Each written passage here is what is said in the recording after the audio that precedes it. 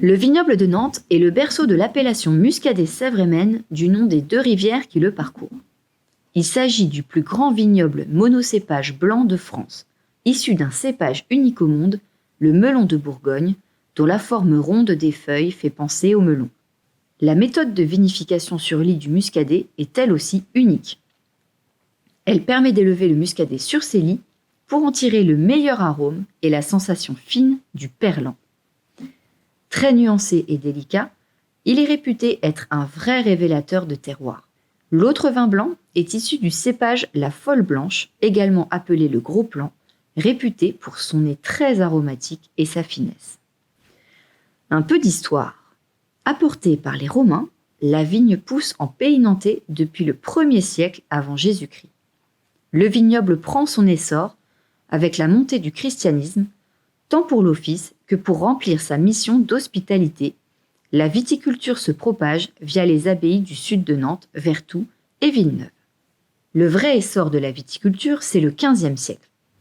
La Bretagne est un îlot de prospérité préservé de la guerre de Cent Ans.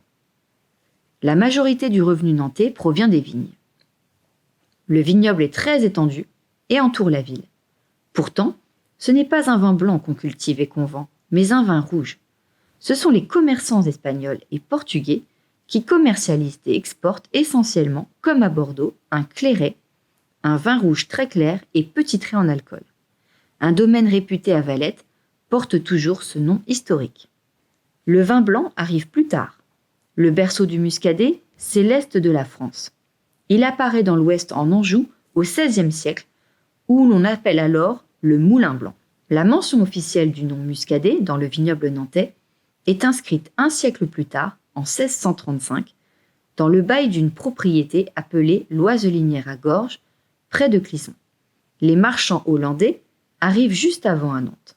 Ils vont inciter à produire des vins blancs qu'ils assemblent avec d'autres cépages sous la forme d'un vin muté, une eau-de-vie à la réputation internationale, le brandy nantais.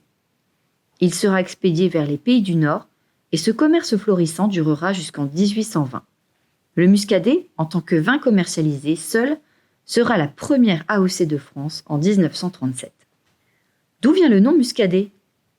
Autrefois, on appelait aussi le melon musqué de Bourgogne à cause d'une certaine saveur musquée.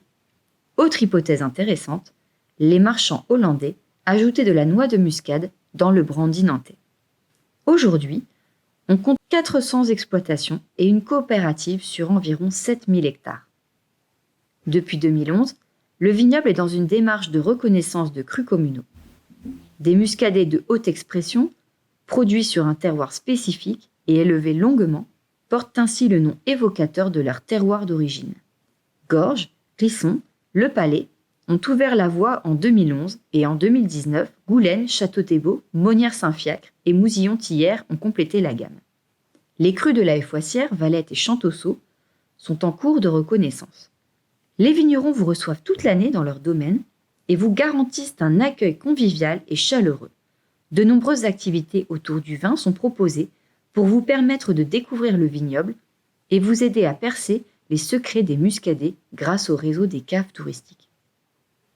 À Clisson, vous trouverez un bureau d'information touristique associé à une cave des muscadets et une boutique dans le centre historique, place du Minage, près des Halles. Au Palais, le musée du vignoble nantais retrace avec 500 objets l'histoire et l'actualité du vignoble nantais. Des jeux pour les enfants, des vidéos, des visites commentées et une boutique sont à votre disposition. À Valette, la Maison du Muscadet vous accueille pour des dégustations-ventes toute l'année. L'été, le Voyage à Nantes propose un itinéraire de découverte patrimoniale, le Voyage dans le vignoble, l'une des routes des vins du Val-de-Loire, ponctuée d'étapes de dégustation, comme un dimanche au port de la Foissière. Les jours et horaires d'ouverture sont disponibles sur notre site internet.